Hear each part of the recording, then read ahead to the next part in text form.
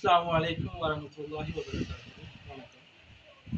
இன்னைக்கு நாம பார்க்க போற டாபிக் என்னன்னு சொன்னா, தரம் 12 ஐசிடி பாடத்துல இருக்கிற 5வது அலகா இருக்கிற ஓஎஸ் பணிசெய்யும் முறைமையில வந்துட்டு பக்க அட்டவணை சம்பந்தமான ஒரு கால்குலேஷன் தான். ஒரு சின்ன கால்குலேஷன் பார்ப்போம்.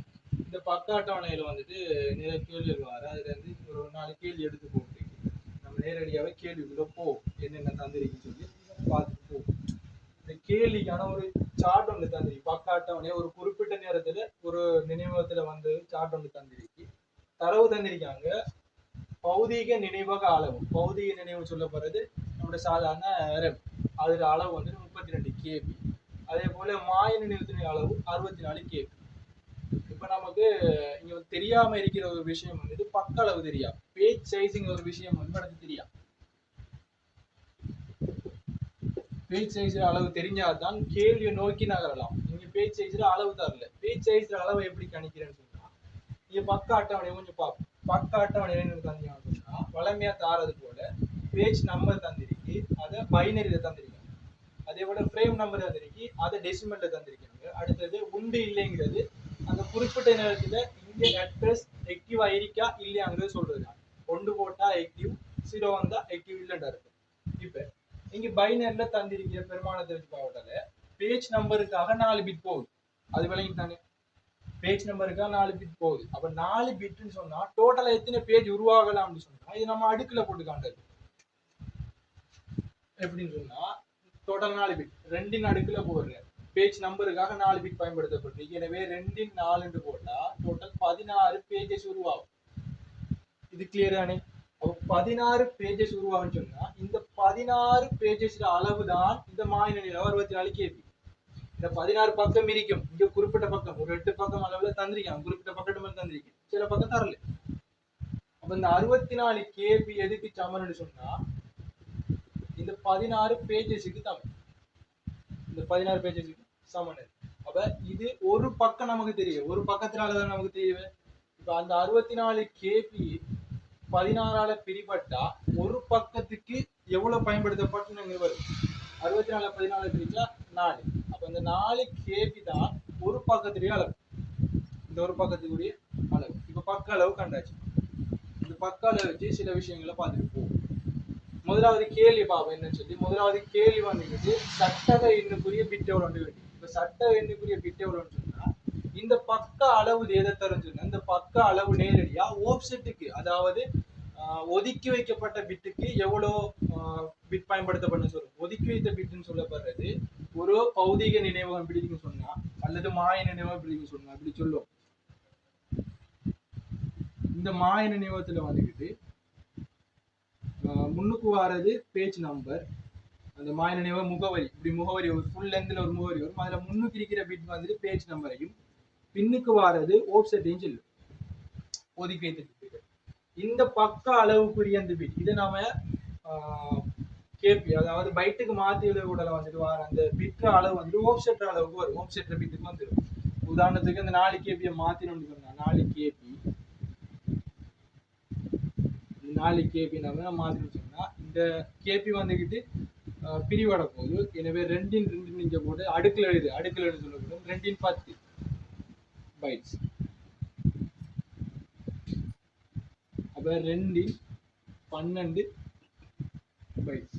அந்த 4 KB 12 பைட்ஸ் தான். அப்ப இந்த பக்கத்துக்காக பயன்படுத்தப்பட்ட பிட்கள் அளவு 12 அடுக்குல வாரதான் பிட். இந்த 12 பிட் பயன்படுத்தப்பட்டு இந்த 12 பிட் தான் இங்க ஆஃப்செட் ஆகுது.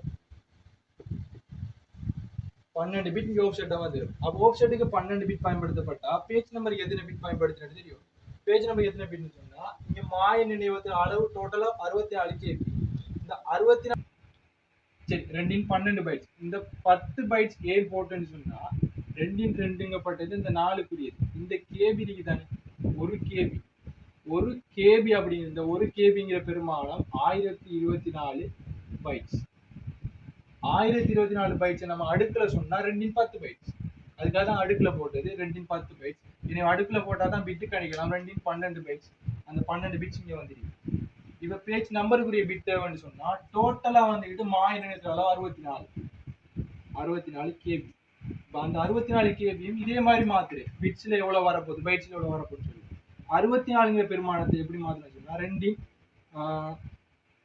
8 2 2 6 மாத்தினா 64. அதே போல கேபி இந்த கேபியை மாத்திரன்னு சொன்னா எவ்வளவு கேபி வரப்போகுது? 1 கேபி தானே, 1 கேபி. இந்த 1 கேபி பைட்ஸுக்கு மாத்த விட்டால 2 6 தர 2 10 பைட்ஸ். அப்ப டோட்டலா 2 16 பைட்ஸ் வருது. பயன்படுத்தின பிட்ஸ் எவ்வளவு கேட்டா 16 பிட்ஸ் வந்துட்டு இந்த மாய நினைவும் பயன்படுத்தி கொள்ளனுடைய பிட்ஸ். இப்ப கொள்ளளவுங்கப்பட்டது இதானே, மாய நினைவத்துல இருந்து இவ்வளவு தானே வரப்போகுது. இப்ப நமக்கு 12 பிட்ஸ் ஆப்செட்டுக்கு போனா பலன்ஸ் செய்கிற 4 பிட்ஸ். இப்ப 16ல 12 ஆப்செட்டுக்கு போனா பலன்ஸ் செய்கிற 4 பிட்ஸ் தான் இந்த பேஜ் நம்பருக்குரிய பிட். அதான் இந்த 4 பிட்ல வந்து 4 பிட்ல ஏன் எழுதின்னு சொன்னா அந்த பக்கத்துக்குரிய பிட்டை தான் இங்க எழுதிருக்கு, பக்க எண்ணுக்குரிய பிட்டை எழுதிருக்கு. அதே மாதிரி இப்ப பேஜுக்கு கணிக்கிறேன்னு சொன்னா இப்ப முதலா கேள்வி சட்ட எண்ணுக்குரியது தானே. அப்ப சட்ட எண்ணுக்குரிய சட்ட பிச்சை பாக்கு. அப்ப 32 கேபிக்கு பார்த்தோம்னு சொன்னா இதே மாதிரி 2 5 இந்த 32 அடுக்குக்கு மாத்தினா 2 5 வரும் தர 1 கேபி. அப்ப 2 5 தர 2 10 பைட்ஸ். அப்ப இது அடுக்குல விடல 2 15 வரப்போகுது. இந்த 15 பிட்ஸா வரப்போகுது. அப்ப டோட்டல் இந்த முகவரிக்கு 15 தான். மறைமுகமா சட்டத்திர அளவு பக்க அளவுக்கு சமன். இப்ப நேரடியா சொல்றதாங்க பக்க அளவு சட்ட அளவு சமன். பேஜ் சைஸ் வந்துக்கிட்டு ஃப்ரேம் சைஸுக்கு சமன்.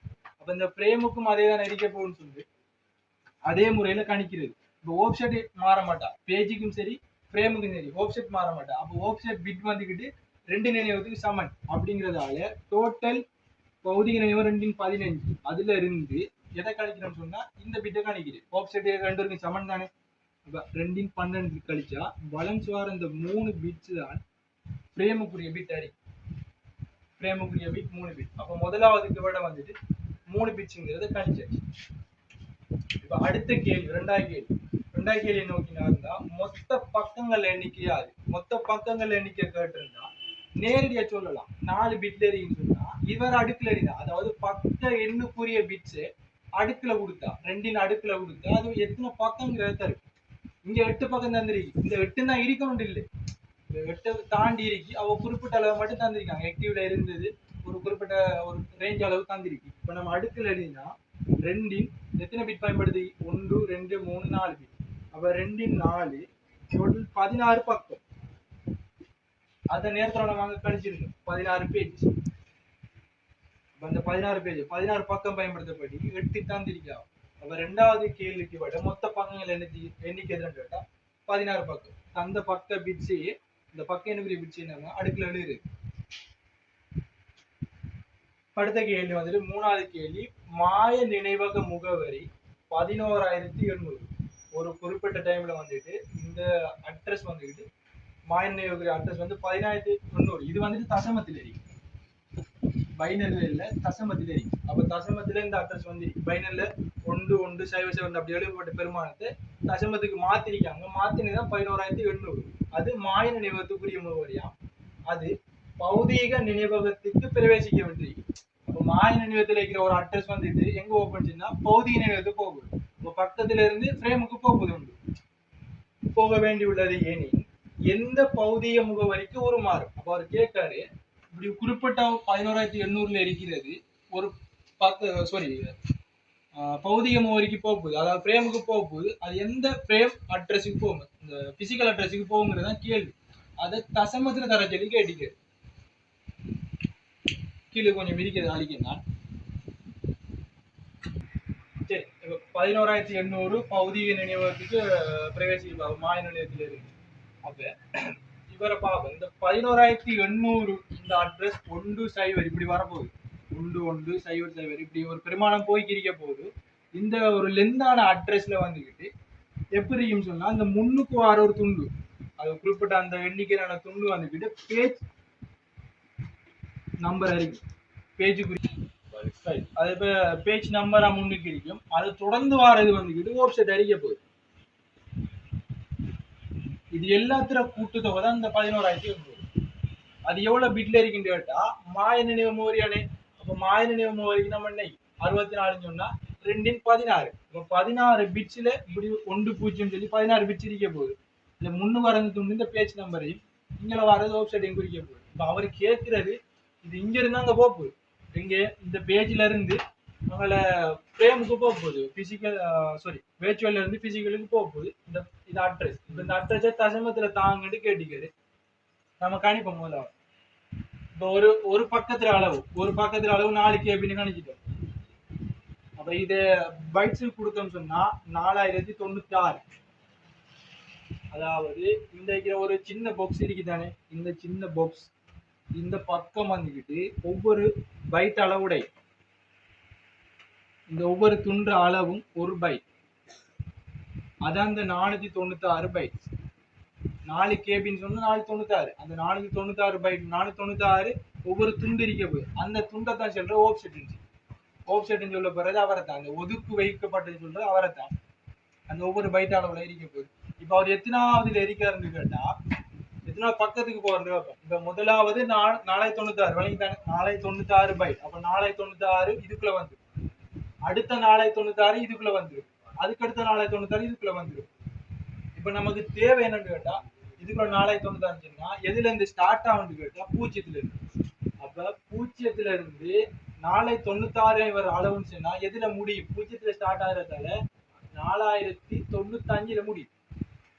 496 அடுத்ததுக்குள்ள போயிடும். அப்ப இவர் 4096ல ஸ்டார்ட் ஆகும். இங்க ஸ்டார்ட் ஆகும். இந்த ரெண்டாவது இது பக்கத்துக்கு பேர் நம்பரை போட்டோம்னு சொன்னா இது 0 பக்கம் அல்லது 1 2 3 பக்கம் சொன்னா, அப்ப இந்த பக்கம் ஸ்டார்ட் ஆகுறது 4095ல இருந்து முடிகிறது 8191.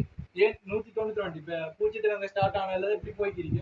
8192 இதுக்குள்ள வந்து நமக்கு பெருமானம் தேவை 11800 தேவை. அப்ப 11800 எதுக்குள்ள வரும் கேட்டா அடுத்த 4096 கூட்டு 8191 4096 கூட்டினோம். என்ன ஒவ்வொரு பக்கத்து அளவு தானே கூட்டினா 7 13287. அப்ப 13287 வரைக்கும் நிலைக்கு சொன்னா இப்ப அந்த ரேஞ்ச்லாம் இப்ப இருக்குள்ள போகுது. அப்ப இந்த 13287ங்கிறது இந்த பக்கத்துக்குரியது. அப்ப இந்த பக்கத்துக்குள்ள இந்த முகவரியும் வருது 11800. அப்ப நிச்சயமா அவரு எந்த பக்கத்துக்குள்ள இருக்காருன்னு கேட்டா இந்த பக்கத்துல இருக்காரு. இந்த 0010 அப்படிங்கிறதுக்குள்ள ரெண்டாவது பக்கத்துக்குள்ள இருக்காரு. அப்ப ரெண்டாவது பக்கத்துல இருக்கிறாள் எத்தனாவது பிரேமுக்கு போறாரு? இப்ப மாயநிலையத்துல இருக்கிறாள் பௌதிக நிலையத்துக்கு போறாரு. அப்ப எங்க போறாருன்னு கேட்டா இங்க இருந்து இங்க போறாரு. அவர் ஆக்டிவ்ல இருக்காரா? இருக்காரு. அப்ப இந்த அட்ரஸ் உருமாறும். அப்ப ரெண்டாவது பக்கத்துல 1 7 2. அப்ப ரெண்டாவது பக்கத்துல இருக்கிறது ரெண்டாவது ஃப்ரேமுக்கு போகுது. நாம இத எப்படி எழுதலாம்னு கேட்டா பைனரியில 1 7 போட்டு எழுதலாம். ஷார்ட் மெத்தட்ல எழுதுறதுக்காக ஒரு ஈக்குவேஷன் ஒன்று இருக்குது. எப்படின்னு சொன்னா இந்த கேள்வியை பொறுத்த வரைக்கும் உருமாறுறது மாய நினைவு தான். அப்ப போறது வந்துகிட்டு பௌதிக முகவரிக்கு. அப்ப போற பிசிக்கலுக்கு போகணும்னு சொன்னா பக்க ஃப்ரேமுக்கு போகுது. எந்த ஃப்ரேமுக்கு போறாரோ அந்த ஃப்ரேம் நம்பரு நம்ம பெருக்கணும். எதோட பெருக்கிறோம்னு கேட்டா இந்த பைட்ஸ் போட்டமே ஒவ்வொரு பக்கத்துல பைட்ஸ் அளவால பெருக்கணும். 4096 பைட்ஸ் இதால பெருக்கி போட்டு ஆஃப்செட்டை கூட்டுறது. இந்த ஆஃப்செட்டுங்கிறால் எங்கன்னு கேட்டா சரியா அந்த 11800 எவ்வளவு தவறுங்கிறது. அதாவது நமக்கு ரெண்டாவது பக்கத்துல இருக்கிட்டு வழங்கிட்டு ரெண்டாவது பக்கத்துல இருக்குன்னு சொன்னா 13287 வரைக்கும் தான் இந்த பக்கம் இருக்கு. 11800 இதுக்கு இடையில இருக்கு. அது எவ்வளவு இருக்குன்னு பாக்குறேன்னு சொன்னா இவர் எங்க ஸ்டார்ட் ஆகுறாரு? 8191ல ஸ்டார்ட் ஆகுது. அப்ப இதுக்கு கடந்து அந்த 11800 வரணும். அப்ப சரியா அந்த இருக்கிற கேப் அந்த பெருமானம் எவ்வளவுன்னு பாக்குறேன்னு சொன்னா இந்த 11800ல இருந்து 8191 கழிக்கிறது. சரி 8192. 8191 முதலாவது பக்கத்தோட முடிஞ்சு 8192ல இருந்து தான் இங்க ஸ்டார்ட் ஆகுது. அப்ப 8192 கழிக்கிறது. கழிச்சா சரியா ஆஃப்செட் எவ்வளவு இருக்குங்கிறது வரப்போகுது. அந்த ஆஃப்செட் அளவு கழிச்சோம்னு சொன்னா 3708ங்கிற பெருமானம் ஆஃப்செட்டுக்கு வரப்போகுது. அப்ப இந்த ஃப்ரேம் நம்பர் என்ன, எத்தனாவது ஃப்ரேமுக்கு போகுது? இந்த ரெண்டாவது பக்கத்துல இருக்கிறது ரெண்டாவது ஃப்ரேமுக்கு போகுது. அப்ப ஃப்ரேம் நம்பர் 2 பக்கத்துல அளவு பைட்ஸ்ல போட்டோம்னு சொன்னா அது மாறாது. 4096 பைட்ஸ் பிளஸ் ஆஃப்செட். ஆஃப்செட் இப்ப கண்டிருக்கோம் எத்தனாவது ஆஃப்செட் கேட்டா 3708. அந்த ஆஃப்செட் அளவு 3708ங்கிறது வருது. இந்த ஆஃப்செட் வந்துக்கிட்டு கழிச்சல் ஒரு சின்ன பிள்ளை ஒன்றைக்கு 7 கொண்டு போனா 6, அப்புறம் 3608. 3608 வரும். இப்ப நம்ம பெருக்கிறதா இந்த ஃப்ரேம் நம்பரை பேஜோட அந்த பைட்ஸ் எல்லாம் பெருக்கிறது 2 4096ன்னா 8192. அதோட 3608 இதை கூட்டி விடுறது. இதை கூட்டினா எவ்வளவு வரும்னு கேட்டா 8192 3608 கூட்டுறது 0 0 6 8 8 3 11 11800. என்னன்னா இந்த கேஸ் என்னன்னு கேட்டா இப்ப நமக்கு வந்த விடை வந்துகிட்டு எந்த முகவரிக்கு உருமாறுன்னு கேட்டாரு. தசமத்துல விட கேட்டீங்க. தசமத்துல இருந்துன்னா இப்படி எழுதுறதுதான் பெருமானம் 11800 இப்படி கொடுத்தாச்சு. 11800 கொடுத்தாச்சு. நீங்க நடந்த என்னன்னு கேட்டா ஏன் நமக்கு தந்த அட்ரஸுக்கே இது போயிருக்கு. தந்த மாய நினைவு முகவரி 11800, நமக்கு வந்த பௌதிக முகவரி 11800. அது எப்படின்னு கேட்டா ரெண்டாவது பக்கத்துல இருந்து ரெண்டாவதுக்கே போய் அங்கேயே ஃப்ரேம் சரியா இருக்கு. அந்த ஃப்ரேம் வந்துட்டு ரெண்டாவது ஃப்ரேமுக்கே போயிருக்கு. அந்த ஃப்ரேமை நம்ம எழுதினோம் தான் மாதிரி. இப்ப இதை பைனரியில் எழுதினாலும் 0.017 நம்பர் போய் ஒரு பிட் கழிப்போம். ஏன் ஃப்ரேமுக்குரியது 3 பிட். இப்ப எழுத போன இப்ப நான் சொல்றேன், இது அழிச்சுட்டு எழுதுறேன்னா இது நம்ம ஒரு லெந்தில் எழுதினா. இப்ப லெந்தில் எழுத போனோம்னா பிசிக்கல் அட்ரஸ் தானே. பிசிக்கல் அட்ரஸ்னா 15 பிட்ஸ் வர போகுது. 15 பிட்ஸ் வந்துட்டு பின்னுக்கு 00 அப்படி 1 போகுது. 15 பிட்டுக்கு பின்னுக்கு இருக்கிறது ஆஃப்செட் மாறாது. ஆஃப்செட் அந்த 12 பிட்டும் இதுக்கு மாறாது. இதுக்கு பிசிக்கல் அட்ரஸுக்கு மாறாது. அதே போல வேர்ச்சுவல் அட்ரஸுக்கு மாறாது. மாற போறாக்கள் இந்த முன்னுக்கு இருக்கிறார்கள் தான். பக்க எண் அதே போல சட்ட எண் தான் மாற போறாக்கள். பக்க எண் இவருக்கு இருக்கிறது 00 செய்யும் 4 பிட்ல இருக்கு. 12 4 16. அப்ப மாய நிலையத்துல மூழ்கிச்சு. பௌதிக முகவரிக்கு மாறப்படுறாரு. பௌதிக முகவரி இவரை பிட்டுக்கு எவ்வளவு எழுதினா இப்ப மாத்தினோடது நமக்கு வந்தது 3 பிட். அப்ப இவரை 3 பிட்ல எழுது. அப்ப 3 பிட்ல எழுதினா 0 செய்வது. இந்த பக்க எண் இந்த சட்ட எண்ணுக்கு போகுது. ஆஃப்செட் மாறாது தானே. ஆஃப்செட் இவருக்கும் அதே 12 வரப்போகுது. இங்க 3 வரப்போகுது. 12 3 15 32 கேக்கு. இப்ப நமக்கு மாறல. ஒரு பிட் மட்டும் தான் கட் ஆயிருக்கு. அந்த ஒரு பிட் கட் ஆனால இது 3. அப்ப இவர் மாற மாட்டாரு. அதே பெருமானம் தாங்க வரும். இங்க முன்னுக்கு 0 பெருமானம் இல்லைன்னு இவருக்கு 0 தான் வரப்போகுது. அப்ப முன்னுக்கு 0 பெருமானம் இல்லைன்னா அதே இடத்துக்கு தான் ஒரு அதே அட்ரஸ் தான் ஒரு உருமாறப்படுது. இதை நீங்க இப்படி 1 போட்டு எழுதி பார்க்கலாம். ஈஸியான மெத்தட் இது.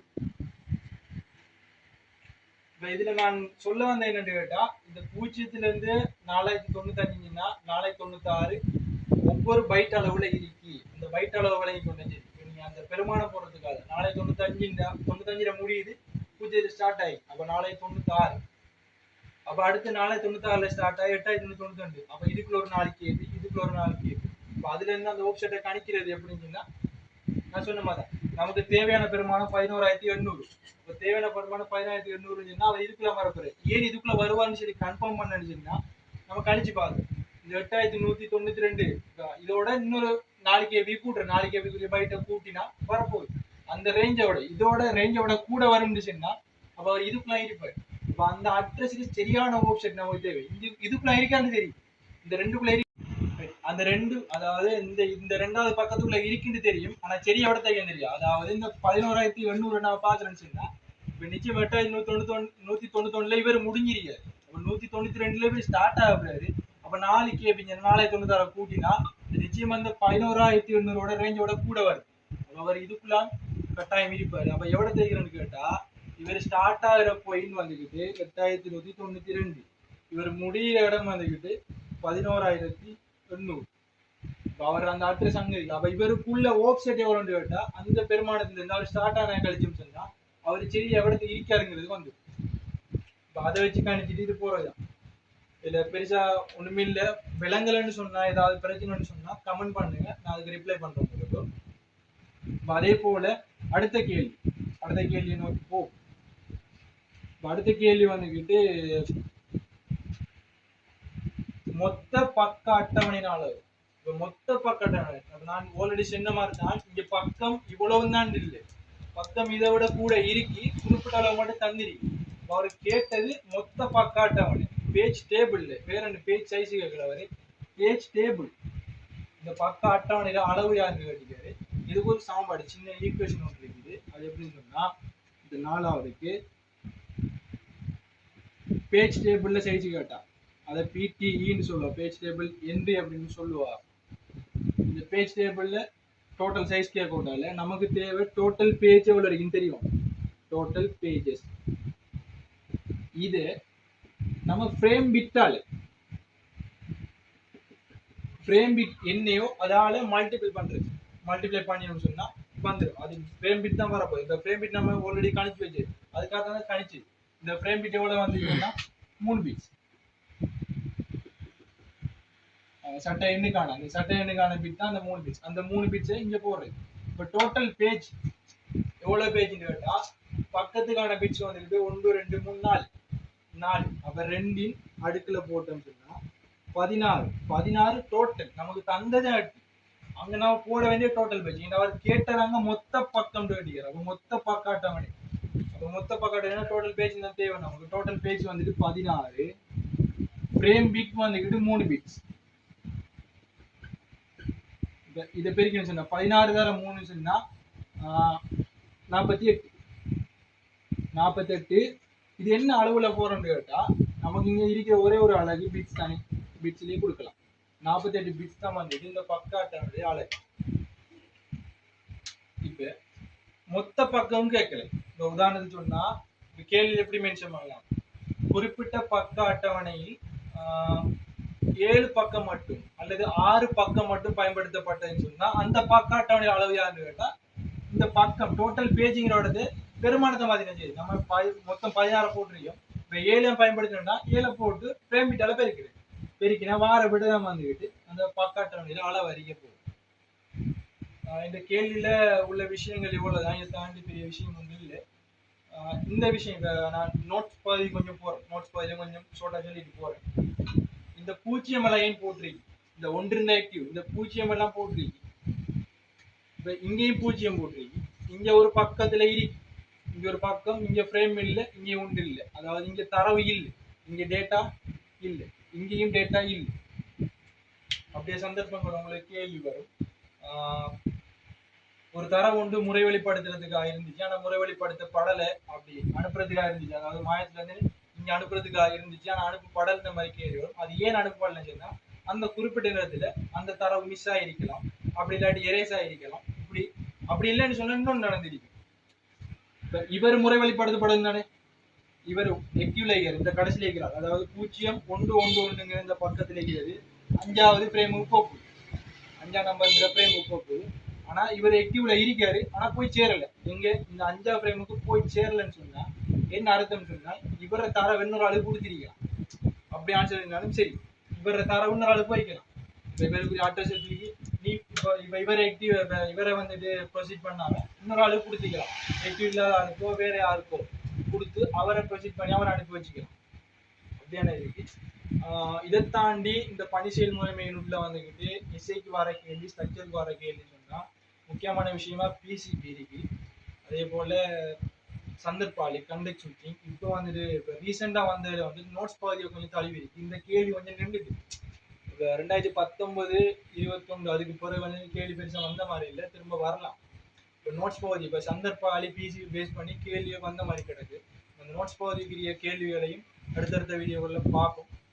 இதில் ஏதாவது பிரச்சனை ஏதாவது விலங்குலன்னு சொன்னால் கமெண்ட் பண்ணுங்க, இன்ஷால்லா நான் அதுக்கு ரிப்ளை பண்ணுறேன். தேங்க்யூ.